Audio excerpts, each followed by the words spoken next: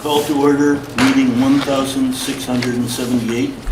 Standing reports, approval of school committee minutes, 1677.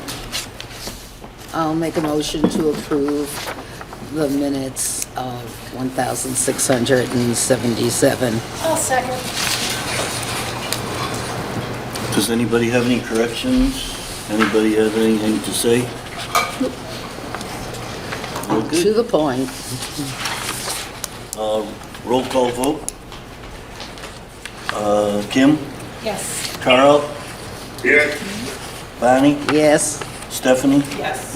Julie? Yes. Miguel? Yes. Nancy? Yes. Arthur? Yes. Unanimous. Receipt of correspondence? So I put in everyone's packet the NESDEC enrollment report because we received it.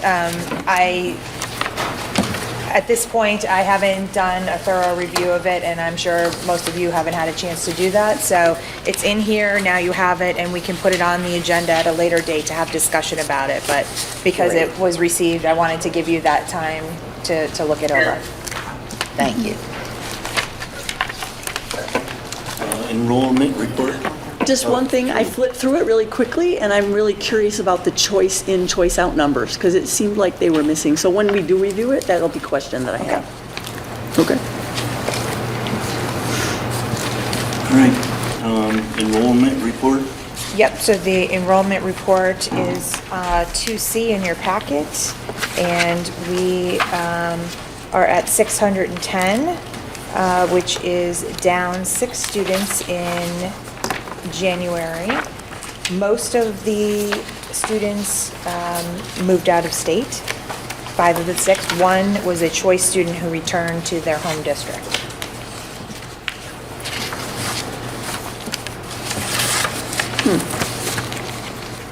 Any questions? Student representative report? We do not have one this evening. Okay. Student spotlight? Oh, did you, or Mr. Carpenter, were you gonna? I could say, Pardon me. just quickly, our student was here thinking the meeting started at 6. But what she was going to share was simply that we're getting back from the winter break. They are trying to schedule the next student government meeting, and that many of our individual clubs and groups and classes are doing some different fundraising, some towards field trips, some towards other things that the club would like to accomplish. We're right in the middle of our athletic seasons, so we have teams playing, and we have a middle school play that's been doing some practicing, and we have another high school play coming up as we get going here in the second half of the year. So, and again, she was apologetic, and she shouldn't be because we didn't declare her. When I say the end, then we're going to start the second part of this till 6:30. So you'll see her again in the next one. Okay. Public, student spotlight. Mr. Miller? Yes. Do I have to talk to the mic? Yes.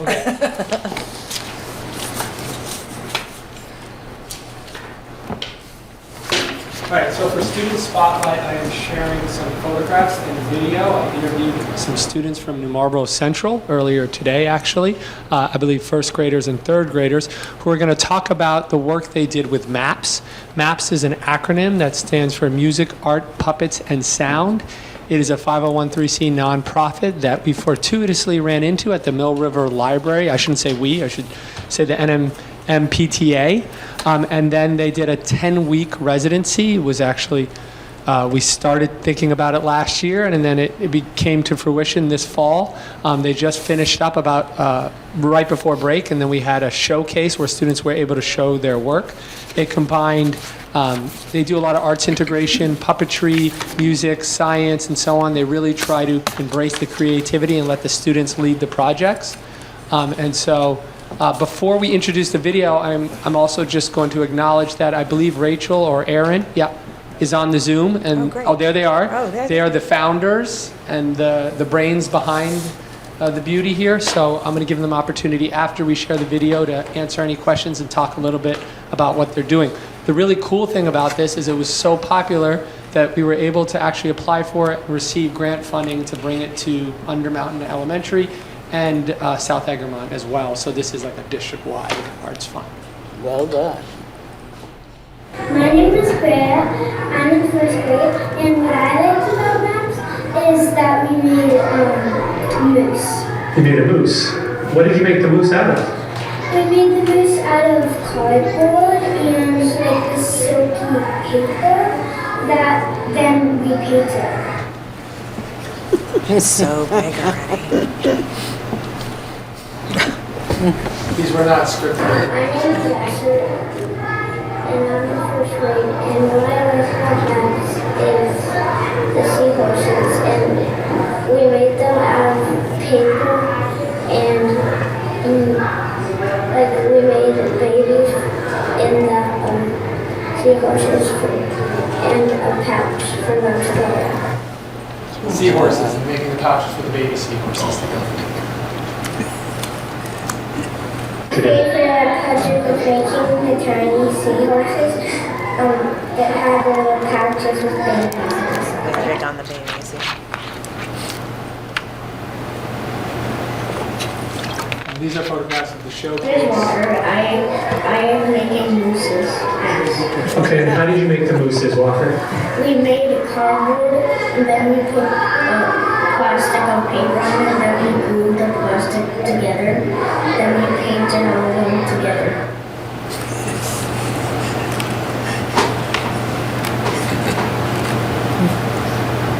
I'm Dolly. I'm in third grade. What I loved about maps is how it was so creative, and I like how there was so much nature with animals and plants. I thought it was really nice how I could like learn about the world. Impressive.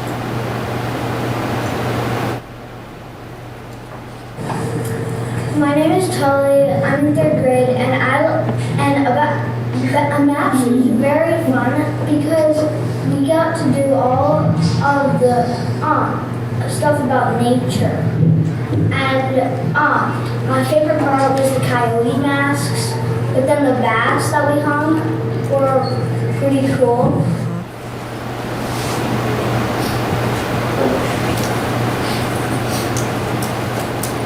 Hi, I'm Simone, and I'm in third grade, and I like math because when everybody went together and they got to see, the parents got to see everything they did was from their kids and maths, and we get to see all the art that we did and how much it paid off.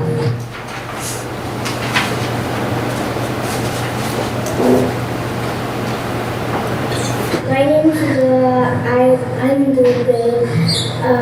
Aaron and Aaron and Rachel? yeah, Yeah. were fun and nice, and they helped a lot. Great, and what was, Bats and the coyotes and the things and the little goats and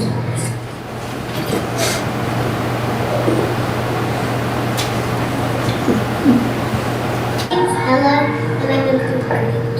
I think maps is really fun because we went outside and we've got to pick sticks out to write for bats. We've got to make it all ourselves. So we needed help, but we've got to paint and do lace, and we've got to do a lot of fun things. My favorite part is when we were making the coyote masks. Wow. My name is Nico, and I'm in third grade. Something that I really liked was that we got to do art, but we also learned things. and what kind of stuff did you learn about? We learned about a bunch of animals, like the animals that we were making. We learned about coyotes and how they work together.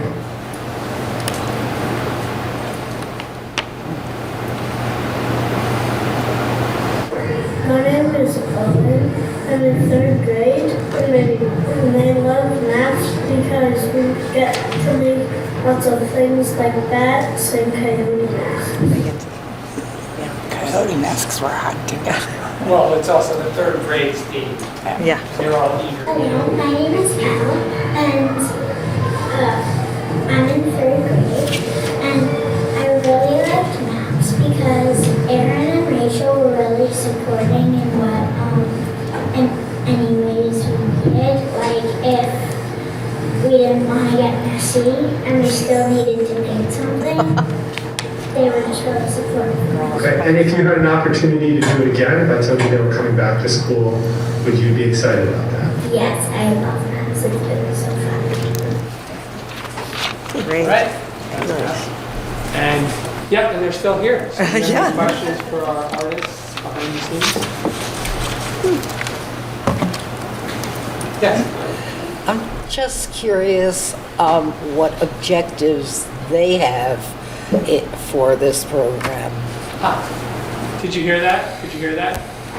Bonnie's question was what? Yeah, what objectives, you mean like what we were coming in, our objectives, is that the question? Yeah. Correct. Yeah. So we came in, at grade level, we focused on a different standard from the state science, life sciences standards. And we took those as a jumping off point for lots of making and creating. You've heard from a lot of third graders, which also, we haven't seen that video yet. That was like so wonderful. Yeah. All the kids Sweet to hear their words. chatting about it. But you heard a lot of third graders that are talking. And in third grade, the standard we were thinking about, one of them was thinking about herds and groups of animals. So And how animals work together. So we thought about prey and predators and the different dynamics therein. And, our method is really, we have a baby. This is our assistant, Eloise. assistant Oh. for bedtime. She has a, Quite helpful. she has a lot to say. In that setting, how third grade, thinking about predators and prey and how they work together, we'll bring in examples from the world of visual art. We'll bring in examples from nature, videos of animals. We'll look at photos. We'll share facts and stories with the kids. We're all in a discussion kind of setting, and then and then they'll make. And sometimes that's making masks. Sometimes that's making puppets. Sometimes that's making soundscapes. Every class wrote a song, so as a way to kind of put to words the things that they were learning about, and melody, of course. Anything to add there, just generally? Yeah. We did with the third grade. We did. They all green screened, thinking about their coyotes dancing. We watched like a video of wolves. Actually, wolves and bears are very closely related. So wolves hunting. And we used that as inspiration to dance in front of a green screen, and then they made backgrounds. We saw a picture of the landscapes that became the backgrounds of the big S in front. So like layers and layers and layers, we try to bring together sort of science ideas, art ideas. And the core idea is, learning about something, and either with our bodies, movement, or through theater, or with our hands through art and sculpture, or translating, to a different medium like sound or music. So, yeah, I was long-winded, but. No, thank you very much. Perfect. Nancy? Hey guys, so I have my part of my side job is combining art and science as an education tool. But one of the things that I'm curious about is how you find applying the storytelling aspect of art, both the visual as well as performance art. How do you find that, or do you find that helps the kids in terms of how they're able to understand by creating their own stories, whether it's visually or implement? Does that help them understand the science that you're trying to teach? I think Yeah. for me, and then I'll let you answer, but yeah, kids love stories, whether it's a traditional like storytelling story or just a story provided through art. I think that really hooks them. It gets them really excited about whatever they're learning about, and you can kind of use that as a little secret to sprinkle in all the things you actually want to teach them. It's sort of like it's the magic web that pulls them in. And I think listening to the kids talk, I think that they really, they from both the first graders and the third graders, they got it all. So yeah, that's perfect. It was really fun. We had a great time. That's a good bunch of kids. Thank you, a bunch of teachers too, but yeah, awesome. Yeah, thanks for your question. All right, thank you very much. Thank you. Thank you.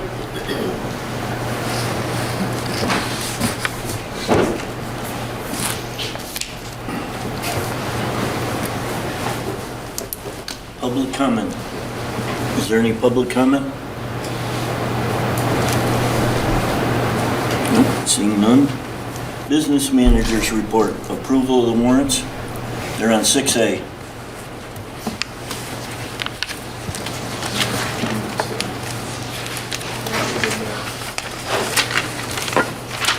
Can somebody unmute Harley?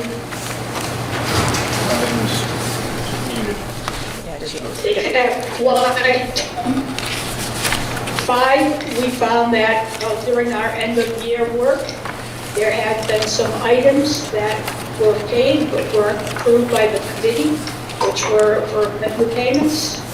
And then we have the FY25 warrant for February 9th, health insurance, vendors, and payroll.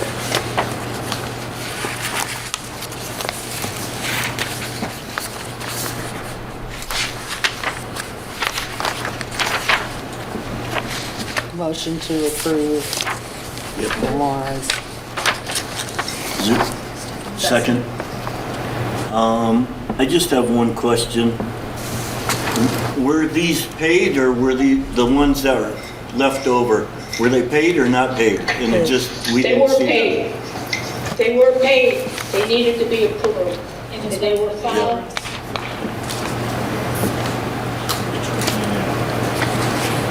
Some end of the year work for the end of the year report. So in our discussion with Tom Scanlon, who is our auditor, we had some questions for the end of year report. We had asked him for his recommendation, and he recommended that we bring it to the committee for a vote. However, they've already been paid. Anybody else have any questions? Did someone second my motion? I wasn't Yes. paying Stephanie. attention. She did. Roll call vote to approve. Kim? Yes. Carl?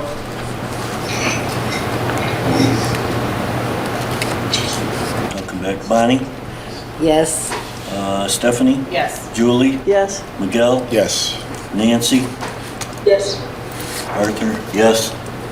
Carl, can you hear me?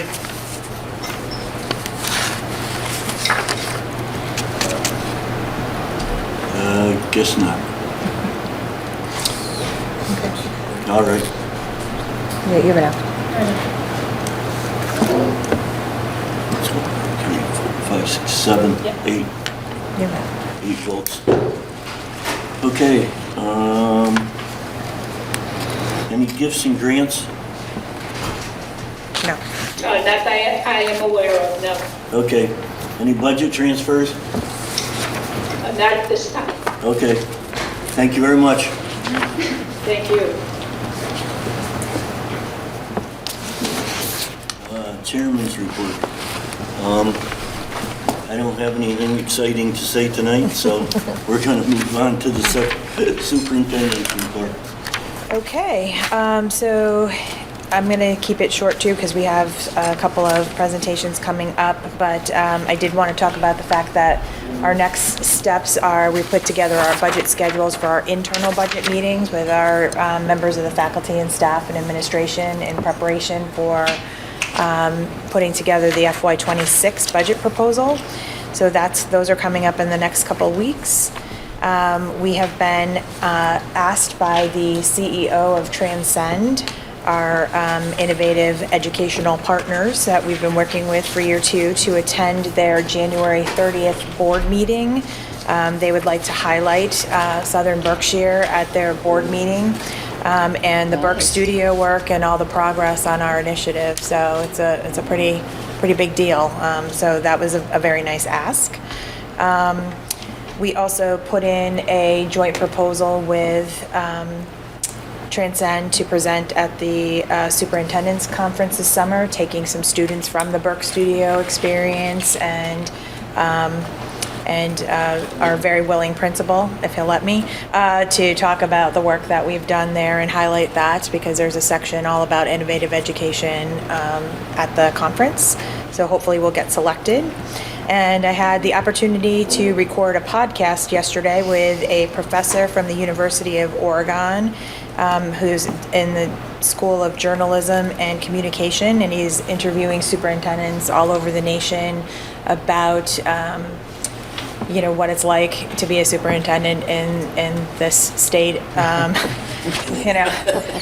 What does that communication look like? How are, but interestingly, he had done research on us, and he was fascinated by the fact that just in 2020, when COVID hit, that we had 3 towns without internet. Like, he had found that, and he was talking about, that in communication and how education's changed, and was very fascinated about the choice and voice initiatives that we're working with. So it was kind of neat, but that won't come out for another month or so. So I don't know how we found us, but I'm happy to always highlight how fabulous we are here. So that was fun. That's all I have to share for now. Is Transcend coming here for the? No, their board meeting is wherever their home. I don't even know where their home base is. They're all over. So it'll be a Zoom. A Zoom thing. Yes, virtual. Right. All of them work remotely, I guess I should say. For the most part, yes. They don't have an office. Okay, Director of Curriculum, Instruction, and Professional Development report. Okay, so in November, Massachusetts voters approved question 2, which eliminated the MCAS as a requirement for high school graduation. That is going to require us to do a lot of thinking as a district.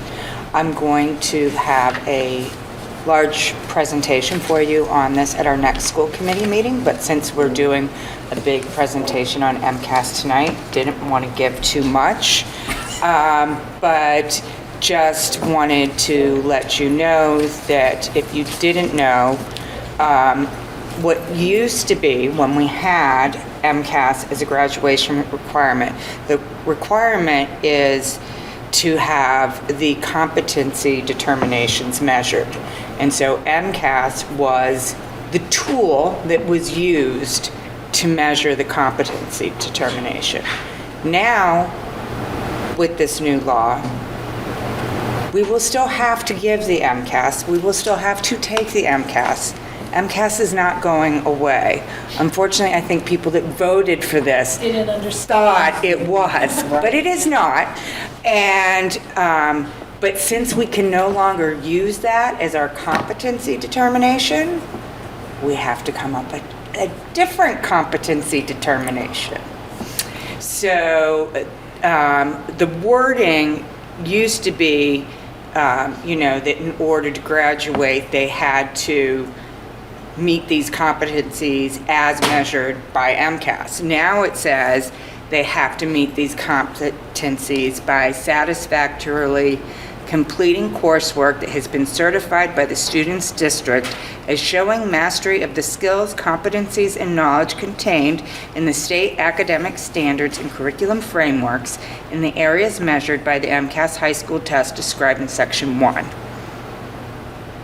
So, and of course the state's not giving us a whole lot of guidance on this. Or money, I'm assuming. No. So, there's a lot of information coming out.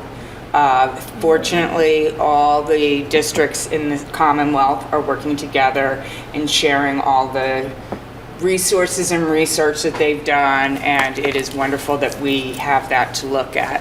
I thought one thing that you would want to know, and then this is all I'm going to say about it for tonight, is that students that are graduating this spring, if they pass the MCAS already, that counts for their competency determination.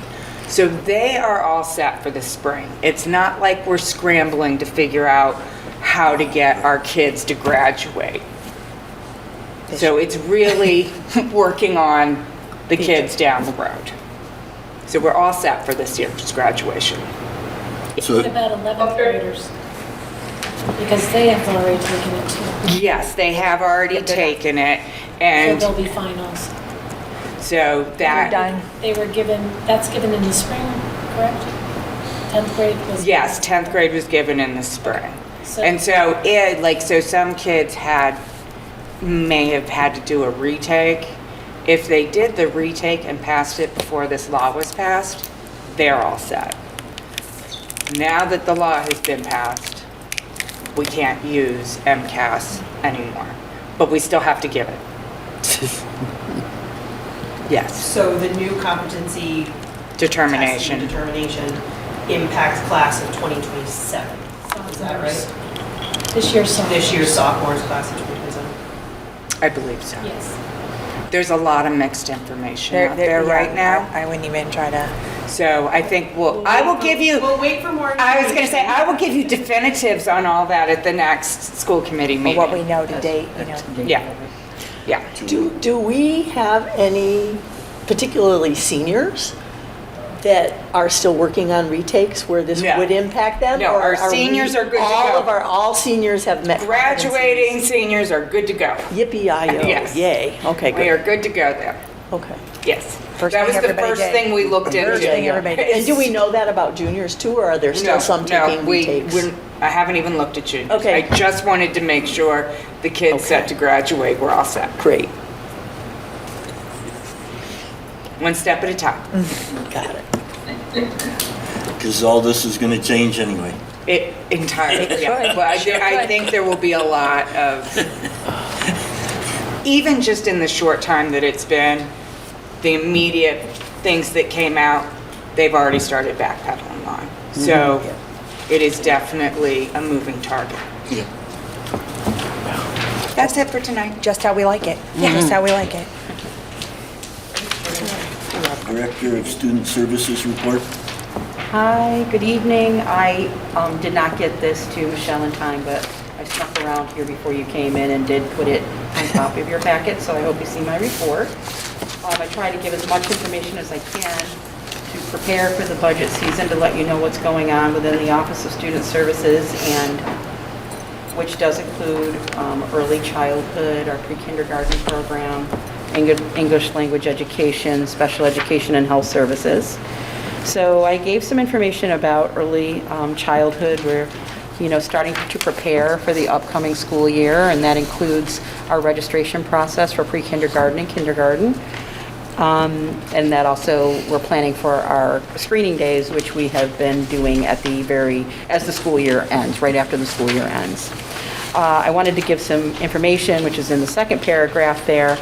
At the last meeting, Stephanie had asked some questions. I gave her that information before the meeting started, but I wanted to let you know that currently we do have 5 pre-kindergarten classrooms, 3 here at Undermountain, 1 at New Marlboro, and 1 at South Egremont. We have 58 children currently enrolled in those classrooms. Our capacity, we feel, is 60 because pre-kindergarten, 2 on 12 children, especially when they're ages 3 to 5, is really a good number because of the level of developmental needs typically that we're trying to support at that time.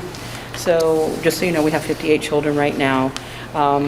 We're starting to look at census data, more information that we have to kind of prepare for next year helps us in the budget development, but I know that we're getting some outreach already from the Early Intervention Program, Pediatric Development Center. Parents have already completed packets for next year. They're very aware of our programs, and they're going quite well. And I think that we're finding that we're able to gather more data regarding our referrals, moving into special education. How these programs and getting children in at the youngest ages helps us prepare them for school. So we're looking at referral data, and that helps us drive our program development and the needs that we might have to be addressing. I think we're all of you have been very supportive over the course of the years regarding developmental needs, including, speech and language and occupational therapy, physical therapy. And I would say, I don't want to minimize anything, but most importantly, mental health most recently has been such a significant concern, and it often drives our referrals that we receive from families and even pediatricians' offices. Of course, mental health can impact academic learning, so of course that is, one of the main things that we're focusing on when we evaluate. But we're looking at that data to help us move forward in our programs. And right now, and I was looking back, I gave some numbers a couple of years ago, and we had approximately 18% of our student population that received special education services under an individualized education plan, and we currently have about 20. So 20% of our population is receiving those services. I think it's important for you to know that. Our referrals are up. I think that our tiered system of supports program, which is intervention, it's meetings that we conduct as teams of professionals to provide interventions and discuss what student needs are, I think is getting more solidly in place, which is terrific. But in the end, we have to provide these supports to students, and I think our folks are doing a really good job at doing that, but it continues to remain a need.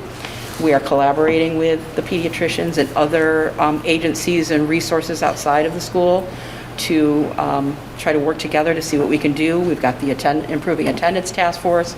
This is a concern. If kids aren't in school, they're not learning. So all of these things come together, and there's been a lot of things that have gone on in the last 5 years that have impacted people, and this is what we're dealing with right now. I will say getting children in earlier is definitely helping. So I just wanted to get that information out to you. Thank you again. We're really looking at the information to provide during the budget meetings, and of course there's a load of resources that are available to us, and I will continue to comment all of those to you, but I wanted you to have some information as we lead into this season so that you can continue to think about what we need going forward. So that's it. In terms of the percentage of students that are on IEPs, do you know how we measure up against other districts in the area? Well, I attend a lot of meetings on that. I will tell you that all over, in the area, I can't tell you exactly, but we're right in the mix. Everybody is up. In the past, they would have said like 15 to 18% was kind of the average. It has definitely ticked up. I think we're, probably right in the mix. Mm-hmm. But it's high. I mean, that's 1/5 of our population. I'm really happy to hear the work with the pediatricians, because they, in some ways, get the information early on. Do we ever do a presentation to them, or is there, with all the video, all the material that we have, something we can send out to the pediatricians in the area, introducing our programs in more detail? Sure. I meet with them all the time, like really regularly, like this morning, for example. Wow. So they're very familiar with what. Great. And now we're really targeting individual cases more and more, but we've been working together collaboratively really effectively, I would say for quite a period of time, but really effectively over the past 2 to 3 years, because they're experiencing the same thing from their lens, Yes, right? that's what made me think. Exactly.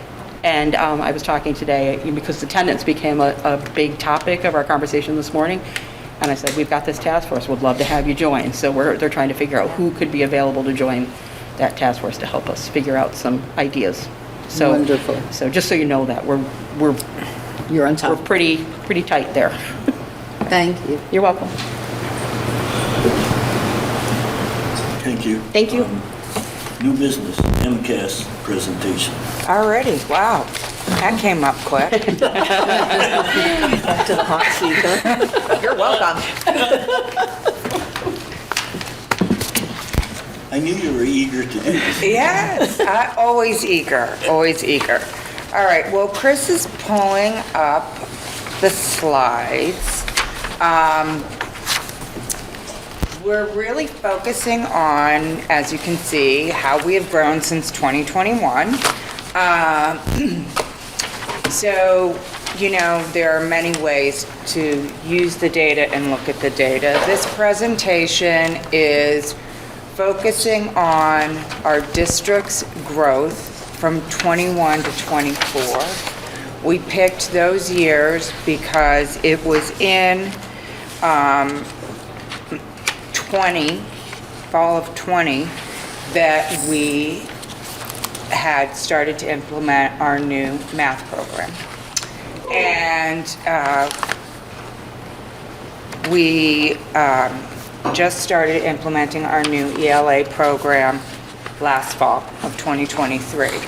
And what we hope to show you with the MCAS data is that investing, as you all have, and we greatly appreciate, money in high-quality instructional materials and high-quality professional development, we do see the transfer and growth of our student outcomes. So, what do I keep hearing? So our goal, so first of all, you see the key on the charts. Blue indicates exceeding expectation. Green indicates meeting expectation. Orange, partially meeting expectation. Red, not meeting expectation. So as a district, our goal is to have every child in blue and green, right? That is the ultimate goal. But with that said, I think it's important to note that since 10th grade MCAS up until now has been the measure to graduate, the state graduates any student who is in orange, green, or blue. So I think it's important for people to realize that orange doesn't necessarily mean a child is below grade level, because the state wouldn't be giving them the pass to graduate from high school if they felt that. It just means they're in the range, right? They're somewhere in the grade level. So what we're really concerned about is anybody in the red, anybody not meeting expectations. Those are the kiddos that we're terribly concerned about because they are not on grade level. So, okay, wanted to make sure I hit all my points there. So this is third grade MCAS. I started with math because that's where our focus has been for the longest period of time, and so of course, that's where we've seen the greatest amount of growth. So what this data shows us is a huge jump between students' achievement in 21 to 24.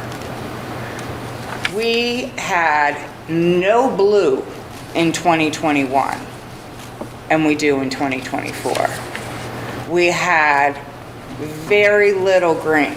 Now we have a huge amount of green. We used to have a huge amount of students in red. Now we have very few students in red. That's what we want to see. Every time we look at this, we want to see our red shrinking. It's the most important. I'm going to flip to the next slide.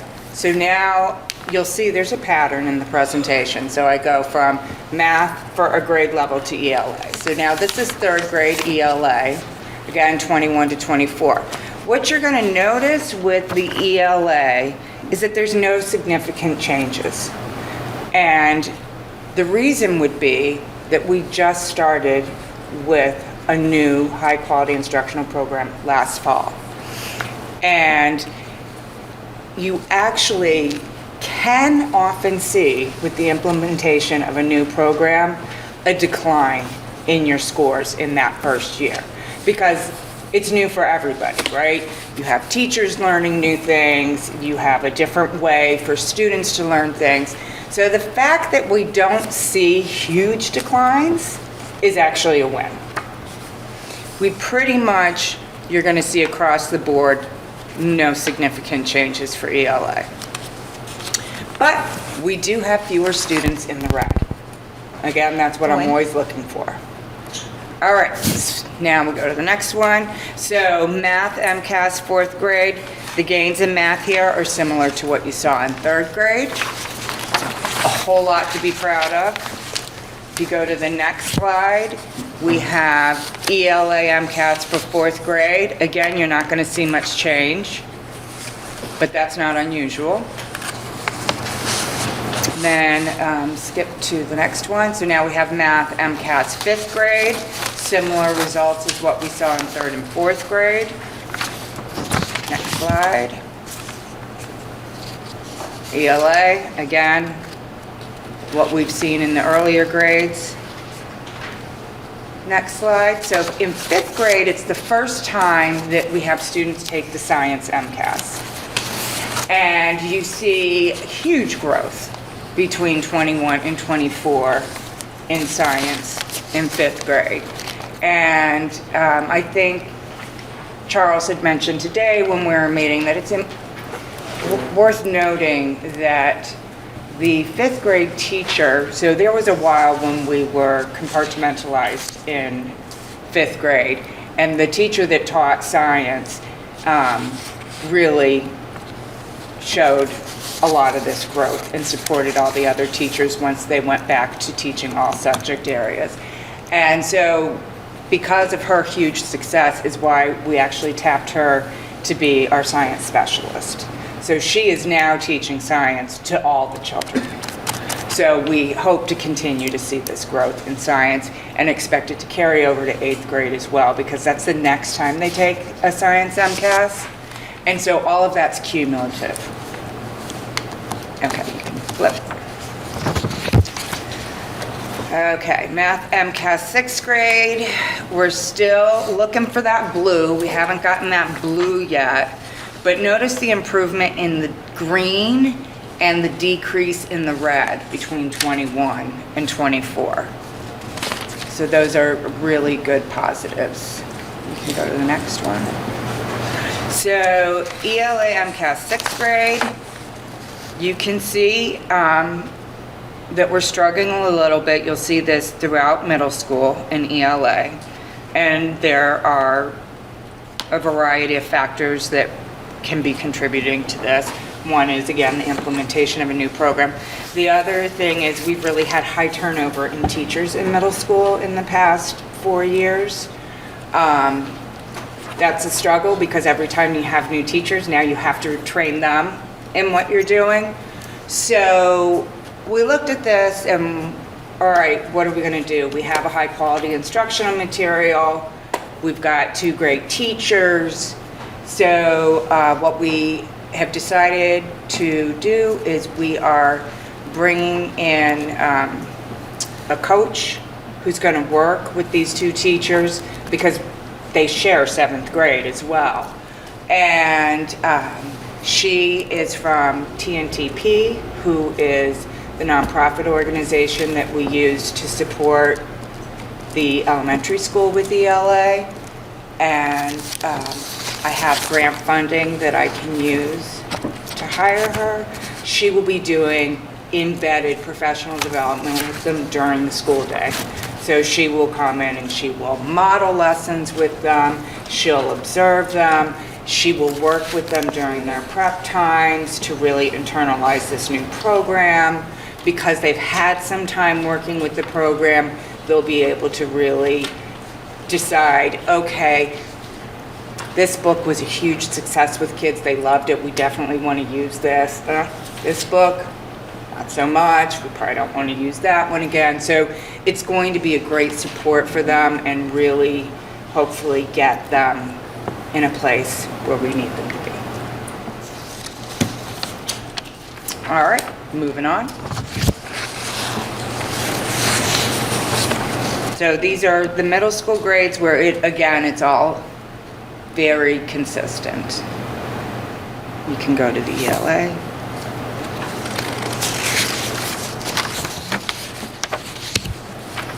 And go to the 8th grade math. Still consistent with the growth of other grades.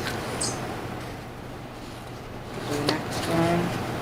You start to see some students in blue, yay, in 8th grade in the ELA MCAS. And then science, so this is the second time they take the science. And you'll see that there's a reduction of students in the red between 21 and 24.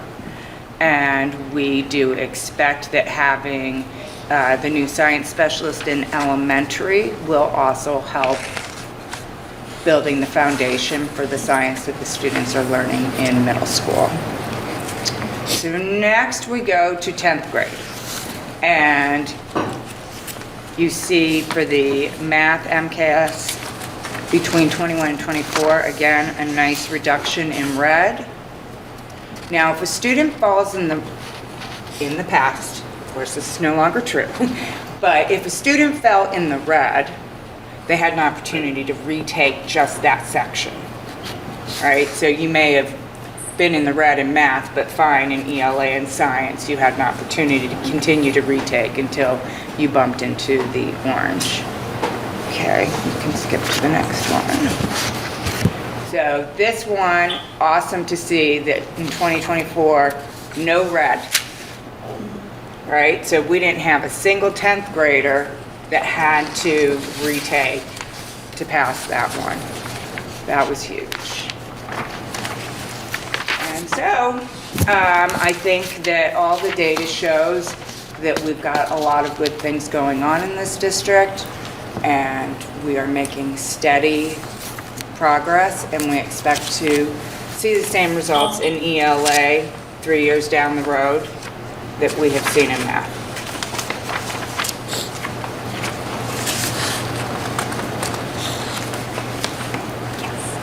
Sorry, I'm always That's that okay, person. Stephanie. I love a good graph, so I spent quite a bit of time looking at these when we got the packet. So thank you for addressing most of the questions that I had. We're in that 6th, 7th, 8th grade range, and the trends that we were seeing with ELA. So kind of addressed that with one of the things you were thinking was the decline, was the high turnover in teachers. Was that turnover happening mid-year? Do you think that's, I honestly I can't remember. I had kids in the district, but I can't remember what. No, usually it was every year. So there was a lack of consistency year over year with the same teacher. Yes. Is there anything else? Because, I mean, that makes a lot of sense. I'm just wondering if there's anything else tied to that that could be the COVID. That's, absolutely. I mean, that's always everybody's favorite reason to, was something I jotted down in my notes. It makes a lot of sense. That group of students went through a very difficult. I had 2 of them in it, so I fully understand. Yeah. When were the coaches brought in? Is that something that's going to be happening or something that was implemented already? The coaches for middle school were bringing in, like, we're in the process of booking. So that's to come. And then is there anything we're doing? I know we're doing so much at the elementary level, at the student level, not just the teacher level. Is there anything that is needed or support that we can offer to students directly other than coaching their teachers specifically? I mean, not that there's like a Read Across America at the high school level, but that kind of inspired me. Like, that's when my kids stopped having a love of reading. It was like reading for them became a chore and they forgot to read pleasure. So we do have, actually, our librarian at the secondary level is very passionate about this and really working with the middle school kids to draw them in and give them a love of learning, or of reading, and just reading for joy. And so she has them in here on a regular basis, and she has them doing like book clubs. And so, yeah, she's taken on that charge and is really focusing in on the middle school age kids. She also did some restructuring in the library to make. It used to be that all the books were mixed, whether or not it was middle school or high school, and she found that even things like the bookcases being so high, many of our middle school kids couldn't see the books on the top shelf. So when she redid the library, she also reconfigured, really gearing certain sections just to that age group. So she's doing a lot of work around trying to embed that love. You can see it with the bookshelf over there. Yes. You can see there's mostly middle school books. And she's going to add to these other ones that are empty on this. Yeah, so she's keeping all their stuff on the lower shelves and. Love that. But that is a passion of hers. She is really working on doing that. That's great. Thank you. Yep. Do you think the double periods of ELA and math for the middle school students is one of the reasons that our grades went up on the MCAS? Because they took all the COVID children and put extra effort into them in order to get them. Part of having an extended period at the middle school was so that you could do interventions within that period. So they have 80 minutes, and like the last 25 minutes is a time for them to be able to work in small groups with kids that need targeted interventions. Great. You know, because usually at their age, it's one small step they missed below, and they just need someone to fill in that hole, and then they can catch up. Great. Thank you. Yeah. Thanks, Kim. Art?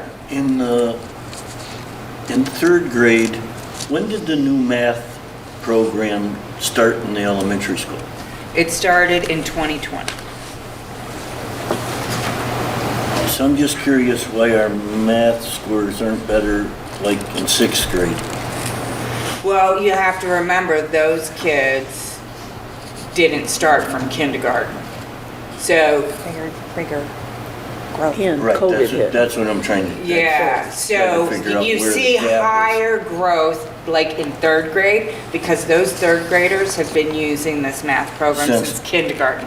So they've already had that for 4 years. Yeah. So like we my son- honestly are like breaking bad habits for many of the kids with the new math program. There were a lot of bad habits that children had established, and you know how hard it is Are we to talking break about those bad already? habits. But the kids who have had the program since they were in kindergarten, if you just listen to the way they talk about math, the way they approach a math problem, it is such a higher level than our older students because they don't have that fear just because of the way it started in kindergarten. Do you have something you wanted to say to that, Mr. Miller? No, I just that resonated. Yeah. No, it's Absolutely true agree. because my kids, Ashlyn and Jay, I don't know, well, it's my kids, I can say it. They did not have iReady till they were 5th, 6th grade. They didn't have it in the younger, and they were COVID kids. So they struggled a little bit when they got back to school, especially with the transition with the 3 days and then a clean day. And so there was a lot going on for those kids. So. Yes, Bob. In terms of partially meeting expectations for those students, what does that mean in terms of having to retake? Assuming, forget about the initiative that was passed in November, what did it mean? With the kids in 10th grade that were partially meeting, they graduated. They didn't have to retake. The only kids in 10th grade that had to do a retake on MCAS were the ones in the red that were not meeting. And then they had multiple opportunities to retake. But if you were in partially meeting, you were done, you didn't have to take it again, you had met your graduation requirement. And that was for all the exams, and that meant also that their needs were, their weaknesses were no longer addressed in class? Oh, no, they still have the rest of high school to go. It just, No, they I'm met going all those the way back. competencies Okay. for the state. Yeah, no, absolutely. But you can see that, I mean, I think the importance is that MCAS does give us a data point. Yes. You know, so it's not all bad. It does give you a data point to look at, and it's one data point, so that's why it wasn't, you know, we didn't teach to it, but it does give us information that we can make decisions and improvements over. So I think the fact that we're still doing it still gives us information that is important. Well, it's like the regents in New York State. So we'll still be taking MCAS as designated here. Do you think the way this question 2 played out, that will students still take it as seriously? Will it be coming across as seriously as it was when it was a requirement? Or to TBA? I would say TBA, yeah. Okay. It shouldn't change based on the way we deliver it, you know, like I'm saying, it was, that's my point. We didn't teach to a test, we didn't make it about the test, but it's, so they shouldn't, there's no, it's not like we're pressuring them for it, and, you know, so again, it should be something that's common the way that we've practiced it, and, you know, like any benchmark that we're kind of giving them. So it really shouldn't have any implication. So does that mean if they're still taking MCAS, does that mean that can be used as the assessment in any way at all? Nope. Nope. Isn't that delightful? Yeah, no, it cannot. When you hear just this, when you hear, right. Okay. Were you allowed to take it like 5 times before they said no more? There was an exuberant amount of times you could pass it by the time you graduated. It wasn't just 1 retake or 2. Right. No, you had plenty of You had plenty of opportunities. Yes, correct. So I don't think it was like that high of a pressure. I don't think my children ever looked at it as a high pressure test. It was just an annoying, here we go again test, basically. So I don't think people had that like I don't know about the New York Regency, but I think it was more of, at least in this district, it's never been like shoved down their throats and made them scared of taking that test. It's just been incorporated in the curriculum, you know, do the best you can. And I think, you know, there was another district that's down the road that used to have classes that would teach to the MCAS. And they would take their children and they would teach to the test. Because I had an older child go through that way. That She was thought- common back It in was. those days. Yeah. Though. I mean, that was kind of the old school. She thought it was great because she could get the answers. Well, it'd be interesting to see what the pendulum does instead in terms of 100%. these standards. Yeah, What, you know, 100%. will schools band together and create common standards, or, you know, give it 5 or 10 years, there'll be. Well, the new standards We don't are, have all you the know. standards. That's the Standards thing. are The still standards are there. there. Standards have not changed. It's the assessment. It's, determining whether and how they meet them. competency Yeah. determination. I think yeah. when I went to school, it was just PSATs and SATs. There Right. wasn't MCAS. I never heard of MCAS until I moved to Massachusetts. Yeah. So, There'll be a lot to think about and talk through that with that information, so. Thank you. In the Stone Age, when I graduated, you just had to be able to pass all your classes. in a Yeah, day. well, we're getting right back there. We're getting right back there. So, but it's interesting where it's putting the work, right?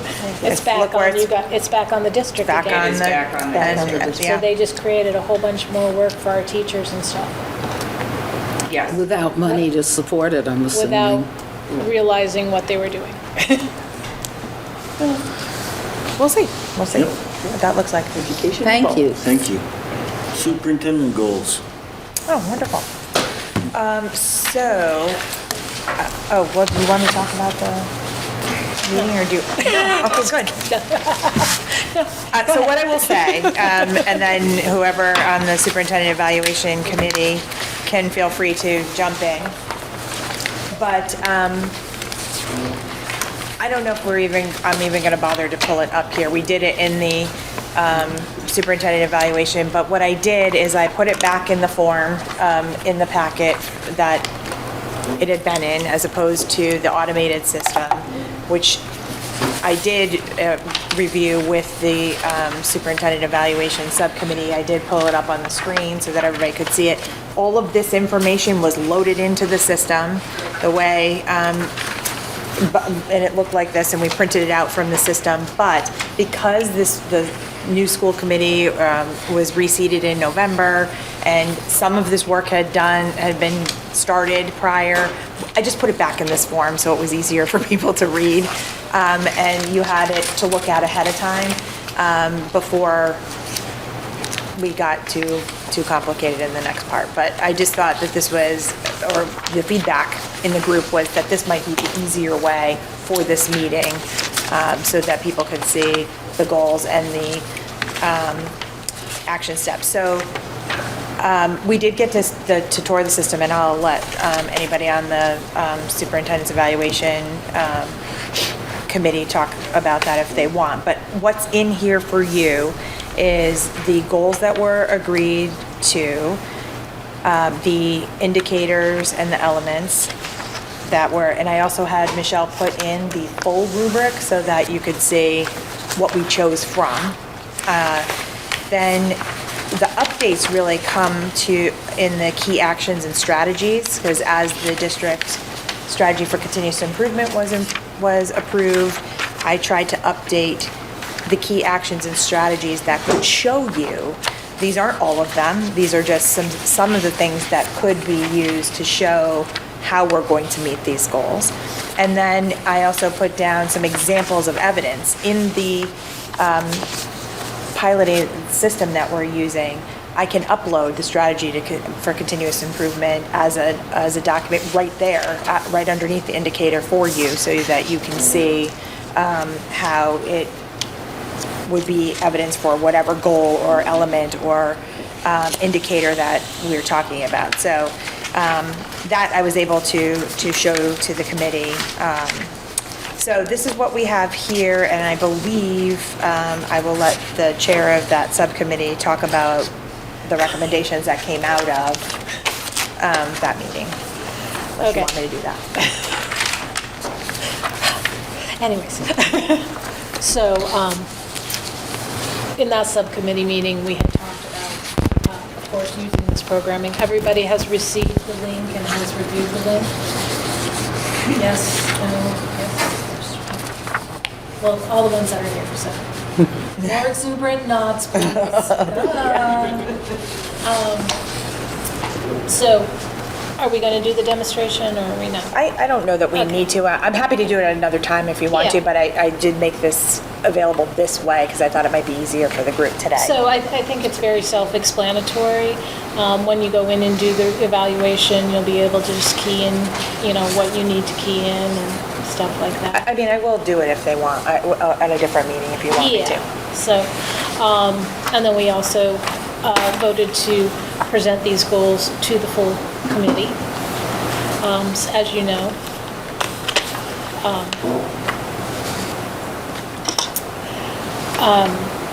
so we basically, a lot of these goals are carried through from when we previously started, before a lot of you were seated. So they may look a little, you may not understand them all. Some of them are a carryover because they are long-term goals. So they're not just, most of the superintendent's work is not just a year at a time. It is a progression. So you'll see some goals that are in here that are very familiar. Those people who were here last year and sat through this. So basically, we're going to bring to vote tonight to agree upon using this tool and also to agree upon these goals. So the question, Kim, your subcommittee has seen and approved it? Yes. So you're recommending to the full committee. That's what I said. Yes, we're bringing it towards the full committee to use this tool and to accept these goals, which I don't know should require 2 votes or 1 vote. It's really to accept these goals. I would say I'll make a motion that we accept the recommendation of the superintendent evaluation subcommittee to accept the collective goals of the Southern Berkshire Regional School District, School Committee, and the Superintendent of Schools as presented tonight. So I do want to point out, because it was pointed out to me, I did not write the school committee goals. It says TBD, because you guys haven't done that part. Right. But I just wanted to say, it's here when you're ready. So I just need a second. Did you include to use the evaluation tool as well? I'm sorry, I didn't hear if that was part of the motion or not. So we should just add. That should probably be a separate. Okay, I wasn't, I knew that was your question. Yeah. I second the motion. Okay. Okay, roll call vote. Kim? Yes. Carl? Yes. Bonnie? Yes. Stephanie? Yes. Julie? Yes. Miguel? Yes. Nancy? Yes. Arthur, yes. Okay, now we need, are we gonna Okay, vote on the other? Should we do that now Under or the- during the other? During the subcommittee report, Yeah. right? This is the goals report, not the Right. subcommittee report. So we'll just Okay, shove it down the perfect. road. So we All right. accepted it. Yep. Great, thank you. Subcommittee reports, Finance Committee. Or We did you have- skip over 12? I mean, you might have wanted to, but I just want to throw that out there. Yeah, I skipped over Yeah, 12. because we actually have to finish our part of this, and I I think better put that's my when it's glasses happening. back. Yeah. You stuck it right at the bottom margin there, Yeah. so. Okay, unfinished business. Discuss and confirm school committee retreat date. That's the January 23rd, correct? It could be. It Yes. still says that. Okay, Well, it says that we did add that day. right. Is there something? That was something we were trying to confirm, yes? Yes. Yes. Yes, available that right, day? exactly. Was it confirmed? Oh, that's right. Wasn't there supposed to be a facilitator or somebody that we were trying to get for that day? Is that I confirmed? haven't heard from her. From Liz? No? Was Stefan? Yeah, she has not responded, so we'll have to see. Do you want me to call her? I'll call her. Okay. I've been in touch with her. She didn't confirm that date. Well, then we though, right? can't Did she confirm confirm that the date date? if, No. by No. this Okay. meeting then, right? So, If you'll that's probably- Well, you still done. have a meeting. It would be whether or not it becomes a retreat meeting or Right. it becomes a School committee. regular Regular business meeting, meeting. So. So we still need to confirm that date, one way or the other. Well, we already. January 23rd, we've already. 23rd. We've already made it an extra school. Yeah, we voted on We that did. last Yes, time. we did. Yes. Yeah, we We're all did. set with that. Okay. We just don't know if it's going to be a retreat or. Correct. Correct. And I guess we still don't. Right. So I think my question would be, are we allowed to just make that decision outside of a meeting? Yeah. Okay. And the purpose of that is for the school committee to determine its goals, or are there other objectives of the retreat that you have in your plan, in your head? Well, it's not my plan. But if you were going to ask me what my plan would be, I feel that it would be a good opportunity to do some training from the MASC around, like the charting the course piece and start getting Right. some of that Oh, in that's that time. right. And throughout that, right, it would be roles and responsibilities of the school committee, and it would be around, which she would say, hey, what are your goals? And kind of help you get towards what that could look like, right? That's what I would think. Okay. So it would is help everybody. So is it, misleading to say that we've approved these collective goals when the school committee doesn't That's have its her goals? No, because what I said, those are That's my her goals. We have to have our own goals Right. And then she will align lined with what what we have. we have. Well, no, I just left a space for you, so yes, it says that, but it clearly says it's TBD, as we To talked be about. determined. No, I was looking at the cover. I hear you. Yeah, okay. Yeah. All right, that's fine. So then we just stay tuned to see what we're doing on the 23rd. Yep. And will someone, if we don't do that retreat in this training on that day, will then it turn into A business another meeting. date Yes. Yes. that's already scheduled? Or No, will there be a it's new not. date? There will be a new date for this, and the 23rd will be a regular school committee meeting. Okay.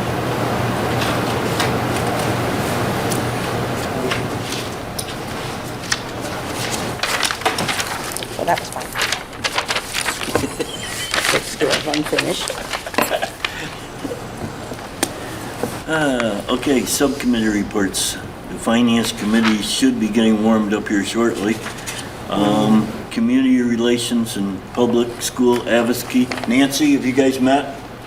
No, I'm gonna be back in town sometime, well, actually on the 23rd, but I will be contacting people getting ready for the budget newsletter. We'll get that underway. Okay. Policy Subcommittee. Carl? Well, we're still waiting for Check with Liz too. for MAS for the arrangements. Which I don't know the status. I imagine the status is as it was at our last, as it was reported. Yeah. It is. Bonnie and Beth at our last meeting. I haven't heard anything further. Okay, so we'll ask two things of Liz. Okay, we'll ask on behalf of that when she's going to start. Right, yeah. But the contract has been signed. Yes, it has. Yeah. So that everybody should know. And the information has been sent that they require to start getting us ready, so. And the first payment has been cut. Yep. So we're on our game, on our side. They're just not on their side. Yeah. She did say she thought that it would probably be towards the end, for policy. I think when I spoke to her, she said end of January, beginning of February would be the first one, because they need about 4 weeks. Right. 4 to 6 weeks of time to assemble, and so I expect we'll have an answer when we talk to her about the other part as well. Okay.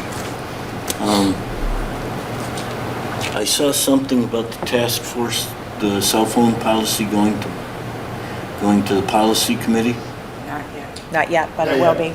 It's got a. We have to have another meeting? Not necessarily, we were waiting on just getting feedback from all the members before we shared it with the larger community, what we had put together. It will eventually get there, it's not there yet. Okay. Once we send it out to the larger community and get some feedback there, then we can bring it to the policy subcommittee. Has it been presented to the teachers yet? Not yet. We had, I don't believe we have heard from everybody from that group yet about.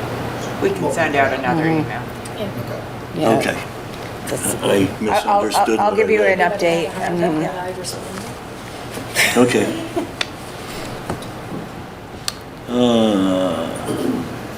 Personnel negotiations. We will be meeting on Monday at 4:30 for the first session. Okay. Superintendent's Evaluation Committee. Kim? Well, we have met twice this year so far. We're on a roll. And as you know, we just passed the goals. So the next thing we need to take a vote on, which has been recommended by the committee to bring forth towards the whole committee, is the use of the new superintendent evaluation tool. And that way, it seems to be very user-friendly.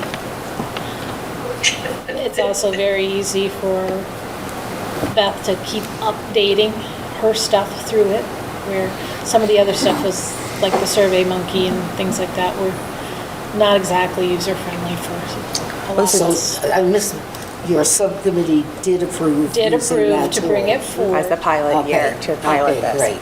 To take a So- vote on for the whole committee. Recommended. So will Recommend. you be distributing to the rest of us the tool so we The could look at tool it is on, before? the tool is a link, which we'll be Oh, sending okay, out. great. So Okay, it was you'll sent send the out link. originally so that we could review it. And then, Well, they sent a little demo for Right. you. That's what you got originally. right. Right, So Beth okay. will be sending out the rest of it. Wonderful, thank you. Yeah, I'll make sure I do that. I'm gonna send out that link. I really got into it the other day for them.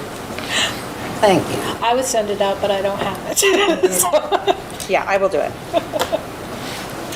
So I make a motion that we approve using the new pilot tool for the superintendent's evaluation. Second. That was Nancy. A question, I thought, Kim, you wanted to wait until we had it, or you're happy with it? No, we, Are approved? you guys watched the demo, I Right. assume. Absolutely. Well, that was one of the things where we talked about, where we were gonna show that demo here, but, I mean, it's only like 4 minutes. It's not only very 4 long. minutes. No, I think it would actually probably be more beneficial if I upload some more evidence and then, Yeah. and then show everybody in a session. Oh, I was thinking just the intro video thing. Yeah, no, but I'm saying, I think that it might be more meaningful to Oh, I the see. group. Real time versus, Right, You know, real some time. real data in Okay. there and then real examples, so you can see how it's linking and. Great. See how Yeah. it works. To an earlier point, like I thought the demonstration video was really good, super intuitive. Yeah, right. Super easy to Right. use, like Yeah. I thought it was really good. Yeah.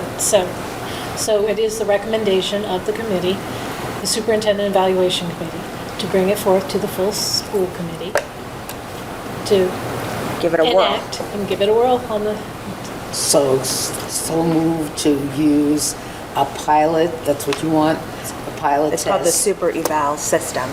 That use the super eval system for a pilot testing. I made the motion. and I thought we just need a second. We just need a second, Bonnie. It's just more Whatever you discussion. said, second. Yeah, I didn't call it super eval, but yeah, add that. I think we had a second by Nancy already. Yes. But Okay. then it went to questions. Yes. All right. Okay, so now we just. You're welcome, Okay. Michelle. You're welcome on No. those notes, yeah. Yeah. Okay, roll call vote. Kim? Yes. Carl? Yes. Bonnie? Yes, Stephanie? Yes. Julie? Yes. Miguel? Yes. Nancy? Yes. Arthur, yes. All right, executive minutes review, Carl? Nothing new. Okay. Future agenda items. There it is again. There it is again. I just There keep it putting is. it right back. yeah. So we don't need that. We kind of need to keep it, right? Yeah, kind of need to do it. And the Bard College at Simon's Rock presentation, so that's on February. Yeah, so they have asked to come and talk about the continuation of the partnership and what they're proposing, and they have asked if they could be on the agenda for February 6th, so I just wanted to let people know.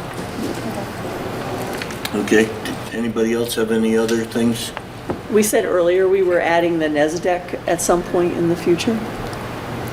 Right, you gave it to us and said, oh, it'll be a future You can, agenda if you'd item. like to. Yep, okay, we can do that.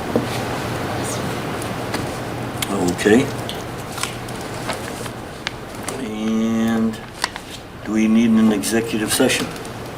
We don't. We don't. So who would like to adjourn? Adjourn. Second, yeah. Who wouldn't, is the question. Do you want to take a vote on that? Or what do you want to say, Art, by acclamation? By acclamation. Yeah. Morning stuff.